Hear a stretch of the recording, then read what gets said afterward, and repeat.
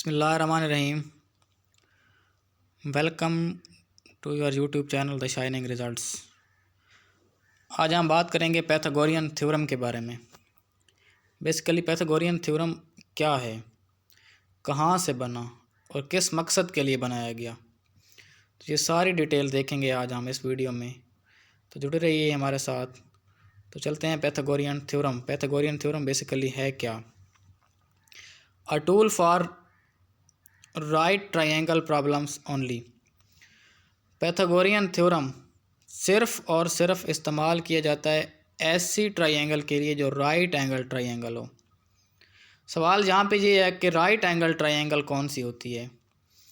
ऐसी ट्रायंगल जिसमें एक जो ज़ाविया है वो 90 डिग्री का होता है। राइट एंगल होता है 90 डिग्री का, एग्जैक्ट 90 डिग्री। तो राइट एंगल ट्रायंगल ऐसी मुसल्लस बनती है जिसमें एक ज़ाविया 90 डिग्री का होना लाजमी है।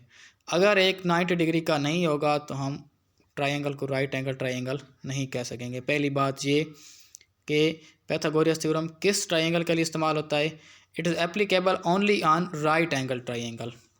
Next, when do I need to use the Pythagorean theorem. Pythagorean theorem को हम इस्तेमाल क्यों करते हैं, किस के लिए हम इस्तेमाल करते हैं, किस वजह से?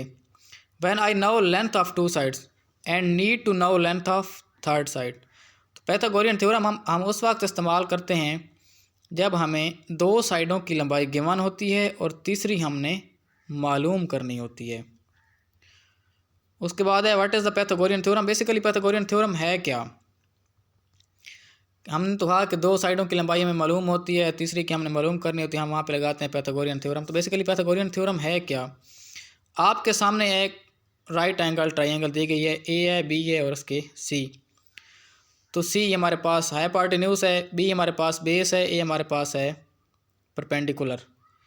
तो हाइपोटेन्यूज स्क्वायर हमारे पास होता है बेस का स्क्वायर प्लस परपेंडिकुलर का square. A square plus B square is equal to C square. ये इसकी डेफिनेशन है, A square plus B square is equal to C square. ये हमारे पास है Pythagorean theorem. Where A and B are the legs and C is called hypotenuse. अब A square plus B square is equal to C square. अब इस formula को हम इस्तेमाल करेंगे और हम यहाँ पे एक सवाल करेंगे, looking for the length of the hypotenuse. अब हमने हाइपोटेन्यूज की लेंथ निकालनी है। हमारे पास 15 गिवन है, 20 है, बेस 20 है, हाइपोटेन्यूज हमारे पास क्या है, x है।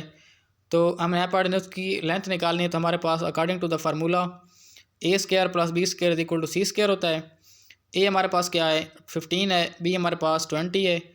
अब 15 square plus 20 square is equal to C square. अब सी हमारे पास क्या है, यहाँ पे x है, तो हमने बेसिकली x की वैल्यू निकालनी है। 15 square is equal to 2 to 5 होता है और 20 स्क्वायर हमारे पास होता है 400। तो ये इनको प्लस करेंगे तो 6 to 5 आएगा सी स्क्वायर। अब हमें वैल्यू किसकी चाहिए, सिर्फ एक सी की चाहिए जिसे हम x कह रहे हैं। तो दोनों तरफ क्या करेंगे, अंडर रूट लेंगे। तो हमारे पास आंसर क्या आएगा, सी का 25। बिल्कुल आसान सा। अब नेक्स्ट है, हमारे पास 6 गिवन है, 10 गिवन है और हमारे पास x। अब हाइपोटेन्यूज हमारे पास एक तरफ होना चाहिए, बेस और परपेंडिकुलर हमारे पास एक तरफ होने चाहिए। लेकिन जहाँ पे ज़रा देखें तो हमारे हाइपोटेन्यूज गिवन है 10, 6, लेकिन हमें x बेस गिवन नहीं है। तो A square plus B square equal to C square होता है। सी हमें गिवन है 10, ए हमने रखा 6 को, तो 6 स्क्वायर हो गया, हमने बी मालूम करना है। तो क्या करेंगे, 36 उस तरफ जाकर माइनस हो जाएगा, तो बी हमारे पास कितना आ जाएगा, 8। अब अगला अप्लाइंग द पैथागोरियन थ्योरम। अब पैथागोरियन थ्योरम को अप्लाई करके हम एक और देखते हैं नीचे कि अ 15 foot ladder leans up against a building. The foot of the ladder is 5 feet from the base.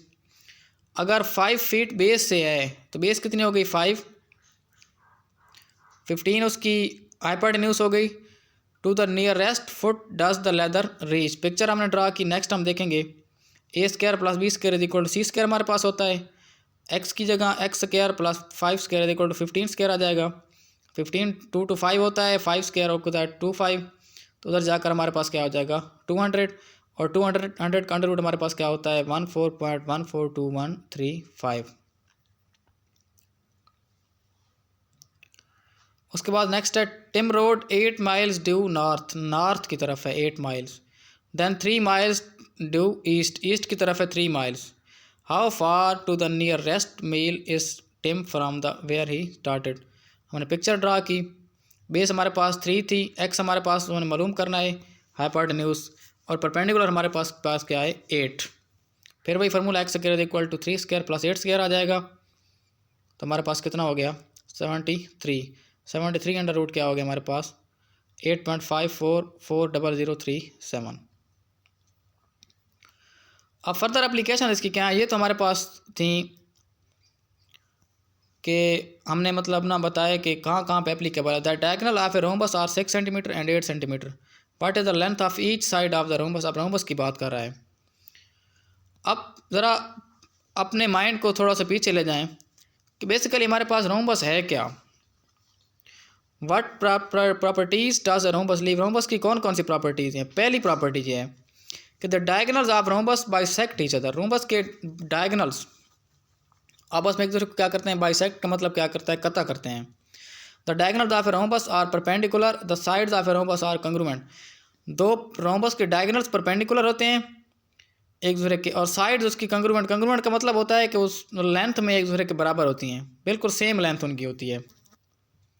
Picture हमने ड्रा की 3 4 4 3 आ गई, क्योंकि ये दोनों साइड्स बराबर होती हैं। तो मतलब पहली साइड जो है 3 है, दूसरी 3 के बराबर होगी, 4 किसके बराबर होगी 4 के। 4 साइड्स होती हैं और इसको हमने ट्राइंगल में ड्रा किया तो हमारे पास इसकी 4 ट्राइंगल्स बन गई, A square plus B square plus C square. हमने एक्स मालूम करना है तो हमारे पास हमें क्या क्या गिवन है 3 4 गिवन है, तो 3 स्क्वायर प्लस 4 स्क्वायर आ जाएगा इक्वल टू सी स्क्वायर। तो 9 प्लस 16 25, और ये हमारे पास एक साइड किसके बराबर आ जाएगी 5 सेंटीमीटर की। नेक्स्ट है as seen in the accompanying diagram a person can travel from NYC to Buffalo by going north 170 miles to Albany and then west 280 miles to Buffalo। अब पहला देखना है कि if a highway is built to connect NYC and Buffalo how many miles would be saved on the trip. Trip से कितने miles हम save करेंगे।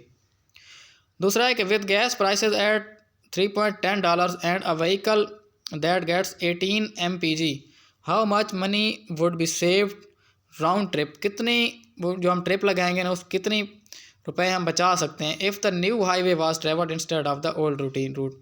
अगर हम जो नई हम बना रहे हैं ना हाईवे, अगर हम वो रूट लें पुराने रूट के बजाय तो फिर हम क्या करेंगे।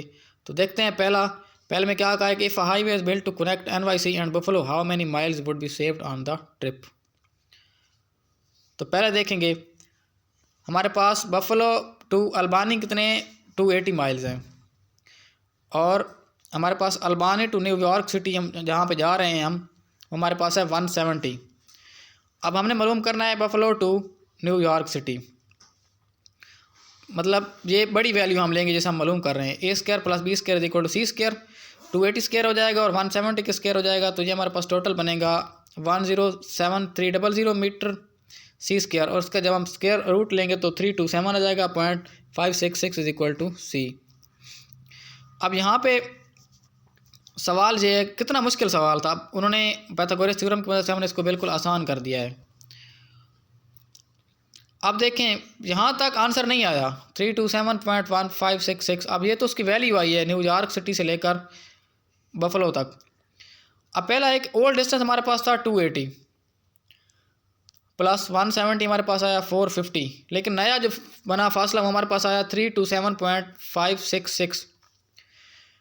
अब ये टोटल हमने कितना सेव किया इसमें से ये माइनस करेंगे तो ये हमारे पास बनेगा 450 से माइनस करेंगे 327.566, तो ये हमारे पास आ जाएगा 122.4 और 122 माइल्स हम कह सकते हैं। ये हमने फासला सेव किया है उसमें से नए रूट से। अब नेक्स्ट था कि how much money can be saved, हमने कितने पैसे बचा लिए हैं। अगर हम देखें तो हमारे पास थे ओल्ड बनते थे 122 माइल्स मल्टीप्लाई बाय 2, तो हमने बचाए थे 244 माइल्स।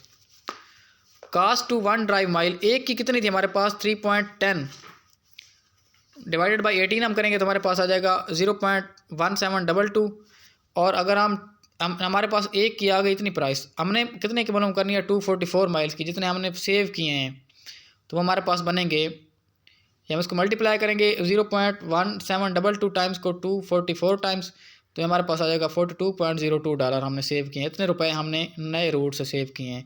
और कितना मुश्किल सवाल था, इसको बिल्कुल पाइथागोरस थ्योरम की मदद से हमने बिल्कुल आसान सा बना दिया है।